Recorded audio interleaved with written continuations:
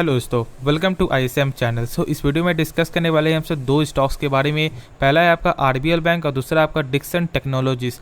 देखो यहाँ पे जो खास तौर से बात करने वाले वो है आपका RBL बैंक के बारे में और जो डिक्सन के बारे में बात करेंगे, लेकिन हाँ इसके बारे में आपको पूरा फुल फंडामेंटल आपको जो है यहाँ पे बात करेंगे। देखो इसलिए क्योंकि यहाँ पे लोगों के यहाँ बहुत सारी चीज़ आपको नहीं मालूम होता है कि यहाँ पे कैसा कंपनी है, क्या करना चाहिए नहीं करना चाहिए। तो उसके लिए यहाँ पे आपको जो पूरा फंडामेंटल्स जो आपको जानना होगा और इस वीडियो में आपको बहुत कुछ आपको सीखने को मिलेगा। तो इसलिए यार इस वीडियो को पूरा अंत तक जरूर देखना, लेकिन उससे पहले जरूर इस चैनल को यार सब्सक्राइब कर सकते हो। बेल आइकन को भी जरूर से ऑल पे दबा देना, इससे सारे वीडियो की जो नोटिफिकेशन है वो सबसे पहले मिल जाएगा आपको। तो चलिए यार वीडियो स्टार्ट करते हैं। तो सबसे पहले जो डिस्कस करने वाले वो है RBL बैंक। देखो यहाँ पे RBL बैंक में आज जो है लगभग 3% की तेज़ी निकल के आई है।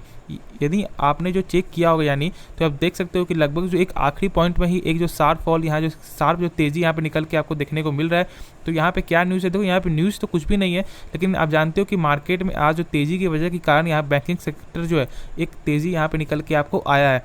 तो इस बता दो कि ये जो RBL बैंक है अभी यहाँ फिलहाल एक जो है आपको एक ख़राब प्राइस में देखने को मिल रहा है, लेकिन यहाँ पे लॉन्ग टर्म में जरूर कुछ आपको अच्छा कर सकता है। मैं आपको यहाँ पे इसलिए बोल रहा हूँ क्योंकि इसका जो NPA जो है, तो यहाँ पे होता है क्या NPA, आप पहले ये बात समझो। NPA यानी कि आपको होता है इसका full form non performing asset, यानी कि एक ऐसा एसेट जो बैंक को कभी वापस मिलता ही नहीं है। जैसे मान लो यदि आपने बैंक से यदि आपने जो लोन लिया और आपने बैंक को एक भी किस्त आपने नहीं भरा और वही आपका 3 महीना आपको हो चुका है, तो यहाँ पे आपको जो RBI के अनुसार यदि किसी भी बैंक का यदि आपका इंटरेस्ट जो है 3 मंथ से यदि पार हो आपको जो हो जाता है, यानी कि कोई भी लोग यहाँ पे 3 महीने से जो ज़्यादा यहाँ पे आपको जो यहाँ ब्याज नहीं भरते हैं, तो वो जो है एसेट जो वो चला जाता है NPA में। और ऐसा RBI का मानना है कि आपको जो है किसी भी बैंक का NPA जो है 3% से ज़्यादा आपको नहीं रहना चाहिए। और RBL बैंक का जो आज जो इतना जो ज़्यादा गिरावट हुआ है, यानी कि जो जानते हो लगभग 250 का शेयर जो अभी 128 में जो ट्रेड करते दिखाई दे रहा है, ऐसे तो लगभग 100 के भी नीचे आपको आ गया था। उसका मेन वजह आपको यही था, ठीक है। देखो तो यहाँ पे कंपनी यहाँ पे ऐसे आपको जो बैंक ये जो सुधार आपको कर रही है, क्योंकि देखो क्वार्टर में जो मार्च क्वार्टर में था लगभग जो था 4.46 का, ठीक है, और जो जून क्वार्टर में जो निकल के आया वो निकल के आया आपको आया था 4.26।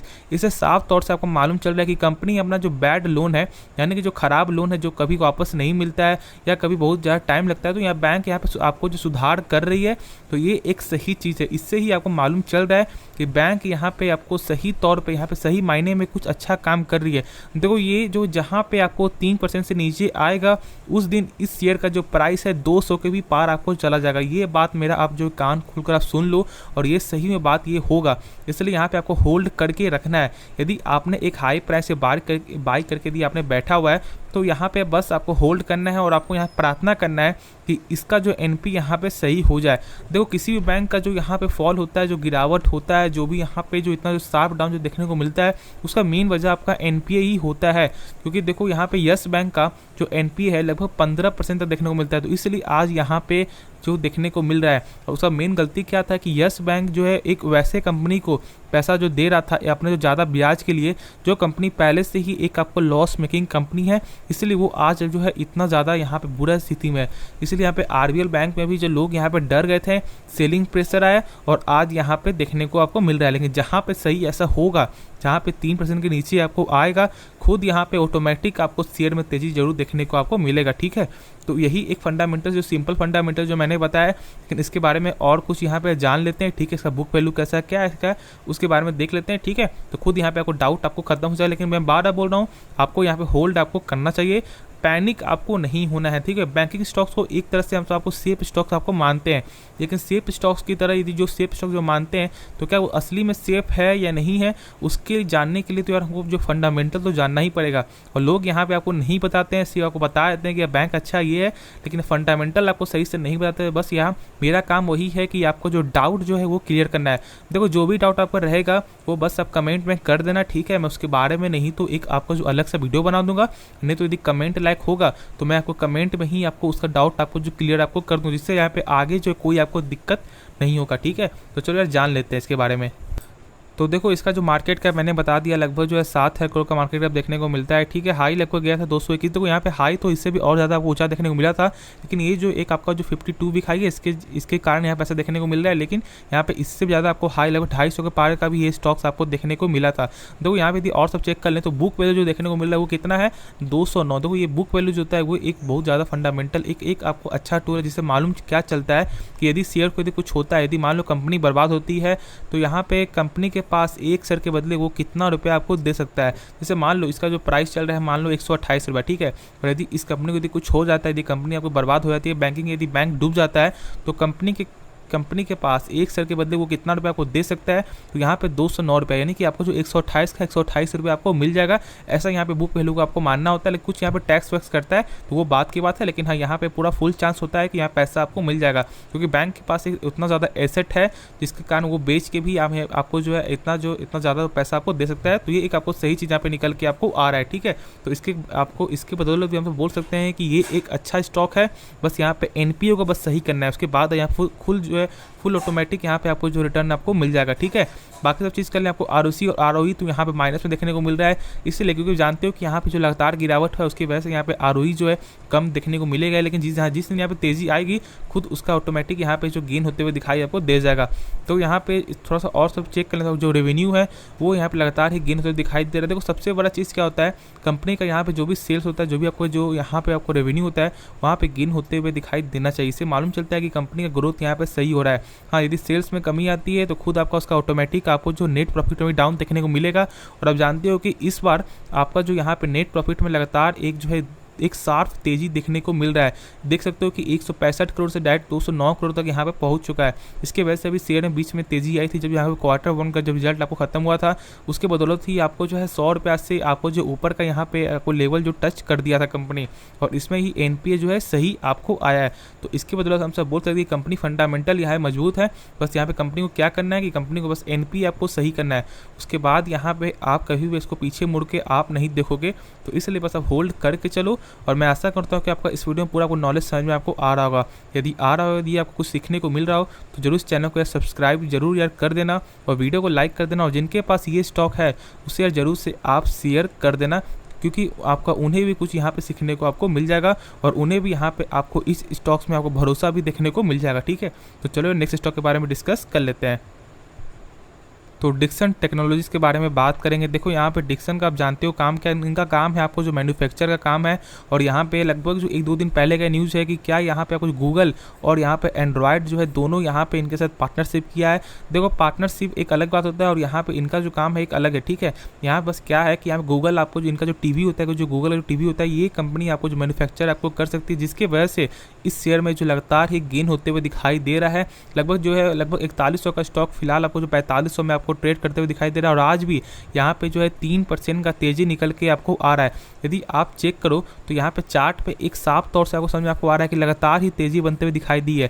देखो यहाँ पे स्टार्टिंग हुआ था लगभग जो 4500 तक गया, उसके बाद यहाँ पे लगातार एक कंटिन्यूस पाथ में यहाँ पे आपको जो एक रेजिस्टेंस बनाते हुए शेयर आपको चलते हुए जा रहा है, यानी कि यहाँ पे और तेजी भी निकल के आपको आ सकता है। इससे साफ तौर से आपको जो प्रूफ के तौर से यहाँ चार्ट के तौर से समझ में आपको आ रहा है, यानी कि एक जो टेक्निकल के तौर से यहाँ पे आपको सही लग रहा है, ठीक है।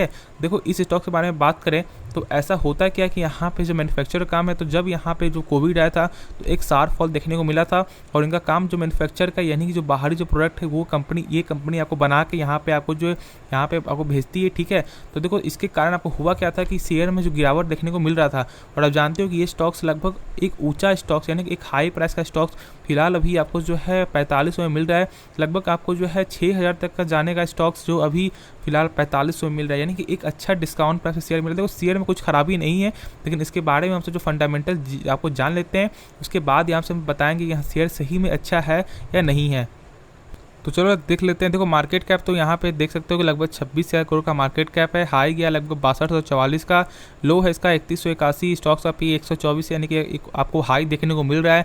फिर देख ले बुक वैल्यू का तो 168 है। मैंने बताया कि इसके पहले जो बुक वैल्यू यहाँ पे बहुत मैटर करता है, और बुक वैल्यू यहाँ बहुत ही कम है, यानी कि यदि इस कंपनी को यदि कुछ होता है तो मात्र 168 रुपये ही मिलेगा, यानी कि 4500 का शेयर का बुक वैल्यू मात्र 168 रुपये। तो यहाँ पे ऐसा होता है कि कभी कभी यहाँ पे कुछ आपको जो है यानी कि कुछ जो टेक्निकल के हिसाब से भी यहाँ पे उल्टा पुल्टा देखने को मिलता है। देखो यहाँ पे मैं आपको ये नहीं बता रहा हूँ कि यहाँ पे गलत है, लेकिन यहाँ पे ऐसा कुछ होता है जो इससे यहाँ पे सही नहीं होता है। लेकिन हाँ एक चीज़ बता दो कि यहाँ पे ये जो सही चीज़ है, ठीक है, बुक वैल्यू बहुत ही कम है, जो एक सही चीज़ नहीं है इस स्टॉक्स के लिए। लेकिन और सब चीज़ चेक कर लेते हैं क्या और सब फंडामेंटल सही है क्या नहीं। तो टूल से, एक फंडामेंटल टूल से हमसे ये जज नहीं कर सकते हैं कि वो स्टॉक्स कैसा है कैसा नहीं है। तो इसके बारे में जानने के लिए और सब चीज़ यहाँ पे देखना होगा। देखो यहाँ पे ROC और आपका जो ROE है एक अच्छा है। देखो यहाँ पे ऐसा मानना क्या होता है कि 15% से यदि ऊपर आपको होता है, ठीक है, तो यहाँ पे सही माना जाता है। तो यहाँ पे आप देख सकते हो लगभग 22.5% है, फिर 21.9% है। दोनों चीज़ यहाँ पे आपको जो है सही है, जो एक सही डिसीजन है, सही कंपनी का फंडामेंटल देखने को मिल रहा है। बस यहाँ पे एक चीज़ ही आपको खराब है। और तो देख लें, सेल्स देख लें तो सेल्स में लगातार ही गेन होते दिखाई दे रहा है, लेकिन बीच में 2 क्वार्टर में यहाँ पे कमी देखने को मिल रहा है। आप देख सकते हो लगभग जो दिसंबर 2021 में और मार्च 2022 में यहाँ पे कमी देखने को मिल रहा है, और इस बार भी कमी देखने को मिला, इसलिए यहाँ पे शेयर में गिरावट देखने को मिला था, और साथ ही साथ आपको नेट प्रॉफिट में भी कमी देखने को मिला है। देखो यहाँ पे आपको जो ऑटोमेटिक बात क्या है कि जब यहाँ पे सेल्स में कमी आएगी तो खुद आपको ऑटोमेटिक प्रॉफिट में भी कमी आती है। लेकिन आपको बहुत सारी कंपनी ऐसा क्या करती है कि जब यहाँ पे सेल्स जब कम होता है तो वो अपने खर्च को यहाँ पे कम से कम कर देती है, जिससे यहाँ पे आपको जो प्रॉफिट जो होता है वो यहाँ पे ज़्यादा देखने को मिलता है। लेकिन यहाँ कंपनी जो खर्च भी साथ ही साथ आपको बढ़ते हुए दिखाई दे रहा है, जिसकी वजह से प्रॉफिट भी यहाँ पे कम आया है। और सब चीज़ चेक कर लें, आपको कैश फ्लो चेक कर लें तो कैश फ्लो यहाँ पे कितना है, लगभग 273 करोड़ का यहाँ पे मार्च 2022 का कैश फ्लो देखने को मिल रहा है। देखो कैश फ्लो जो होता है इसका सबसे मेन आप क्या चेक करो, कैश फ्रॉम ऑपरेटिंग एक्टिविटी। तो यहाँ पे कैसे चेक करोगे ये आप समझो। तो यहाँ पे देख सकते हो कि मार्च 2022 में 273 करोड़ है, ठीक है, आपने देख लिया। अब यहाँ पे आप आगे जाओ और यहाँ पे आप देख सकते हो कि मार्च जो 2022 में यहाँ पे जो नेट प्रॉफिट जो होगा वो आपको हुआ है 190 करोड़ का। तो यहाँ पे जो नेट प्रॉफिट से कैश फ्लो को जो हमेशा ज़्यादा रहना चाहिए, यानी कि 190 करोड़ है, तो वहाँ पे आप देख सकते हो लगभग जो 233 करोड़ है, ठीक है।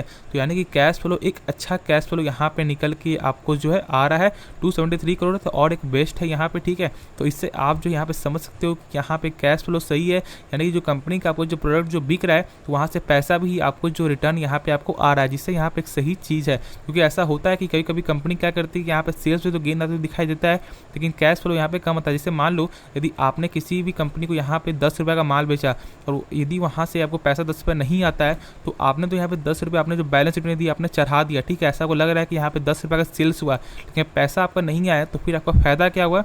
इसलिए यहाँ पे कैश फ्लो यहाँ पे चेक किया जाता है, जिससे आपको मालूम चलता है कि सही में जो सेल्स हुआ है क्या उसका पैसा यहाँ पे आपको आया है या नहीं आया है, जो एक सही यहाँ पे चीज़ निकल के आपको आ रहा है। तो सबसे जो खराब बात क्या हो रहा है यहाँ पे आपको जो प्रमोटर होल्डिंग है वो कि यहाँ पे कमी निकल के आपको आ रहा है। तो देख सकते हो कि देखो यहाँ प्रमोटर जो है यहाँ पे जितना ज़्यादा रहता है उतना ही अच्छा होता है। जानते हो 75% से ज़्यादा किसी का को नहीं रहता है, तो यहाँ 75% तक है, लेकिन जितना ज़्यादा रहेगा उतना अच्छा है। यहाँ पे कमी देखने को मिल रहा है, जो एक सही चीज़ यहाँ पे नहीं है। बाकी सब यहाँ पे सही निकल के आपको आ रहा है, जिससे यहाँ पे बोल सकते हैं कि कंपनी यहाँ पे आपको जो न्यूट्रल कंपनी है तो इसके बारे में आप सोच सकते हो। लेकिन यहाँ पे आप जितना कम प्राइस में बाई करोगे उतना आपके लिए अच्छा होगा, क्योंकि देखो यहाँ पे 6 स्टॉक्स अभी 45 में मिल रहा है। तो यहाँ पे जो तेजी की वजह क्या है वो न्यूज़ है, ठीक है। वो न्यूज़ की वजह से अभी जो तेजी हो रहा है, लेकिन जिस दिन यहाँ पे सही होता है, जिस दिन फ्लैट आएगा उस दिन यहाँ पे आप बाई कर सकते हो फॉर द लॉन्ग टर्म के लिए, तब यहाँ पे फायदा आपको जरूर आपको मिलेगा। तो यहाँ पे हम बोल सकते हैं कि ये स्टॉक्स एक आपको जो न्यूट्रल है, ठीक है, प्लस ना माइनस, यहाँ पे दोनों चीज़ यहाँ पे सही, क्योंकि 2 चीज़ यहाँ पे खराब है, 2 चीज़ यहाँ पे सही है। तो इससे हमसे बोल सकते हैं कि कंपनी यहाँ पे सही, यहाँ पे हमसे मान सकते हैं। तो मैं आशा करता हूँ कि इसके बारे में आप पूरा समझ आपको आ गया होगा। बस ये वीडियो बस आपको इतना ही रहेगा, और यदि पसंद है तो जरूर इस वीडियो को लाइक कर देना, और जरूर से इस चैनल को सब्सक्राइब कर दो, और दोस्तों में जरूर से शेयर कर देना। तो यार इस वीडियो को यार देखने के लिए दिल से यार धन्यवाद।